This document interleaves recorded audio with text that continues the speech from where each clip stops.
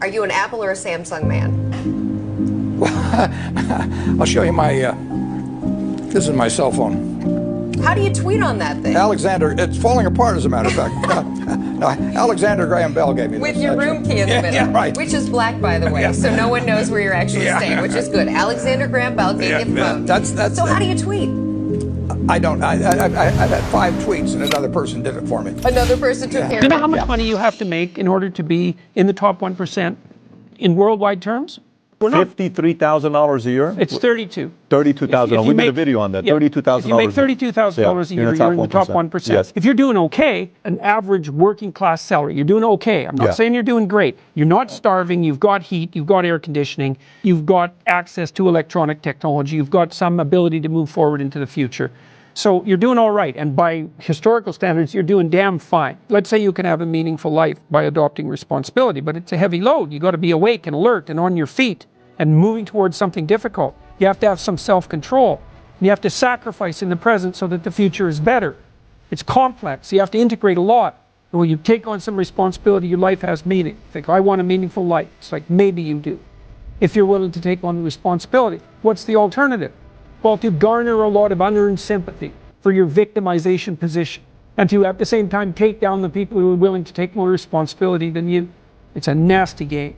So I know who the rich is. The rich is always someone who has more money than me. That's who the rich is. I don't put myself in that category, you know, especially if I'm pursuing this victim mentality. This is one of the biggest barriers to learning as an adult. Adult learners hate to feel stupid.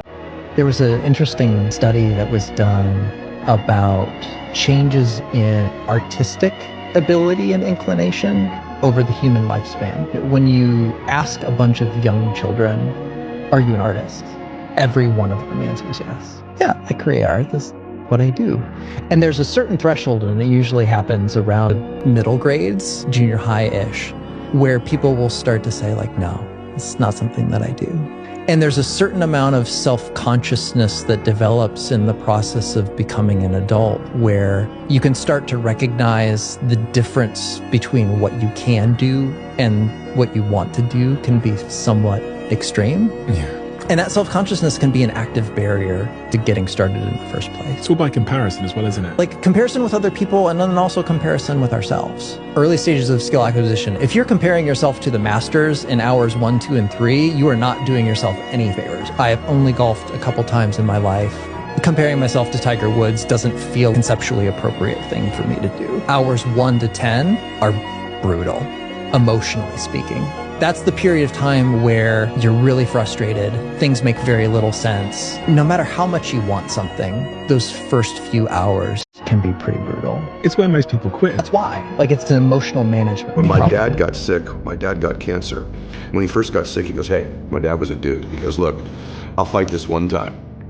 Okay, I'll do your little chemo and your surgery, but I'm not gonna pour poison into my body. I'm not gonna lose my hair. I'm not gonna deteriorate. I'll give this thing a shot once. If it doesn't work, I'm out.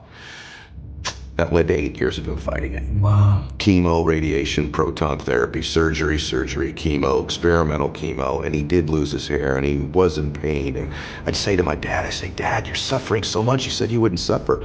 He said, no, Eddie, I'm in pain, but I'm not suffering. I choose not to suffer. And I'm not suffering because I get to see my grandkids again. And I said, Dad, why are you doing this? And he said, you only understand the power of one day when you're threatened with never having another one. And I'll do anything for one more day. Get to be with you one more time. Give your mom a kiss one more time. Maybe I'll see one of my granddaughters get married. And he goes, I'll do anything for one more The day. mentality as be the best player on the pitch. You might not be, but having that mentality will help you play better. And just have the hunger. If you haven't got the hunger or the drive, you'll step behind already. And say like, so attitude is key. That'll get you a long way. Not just in football or work, in life.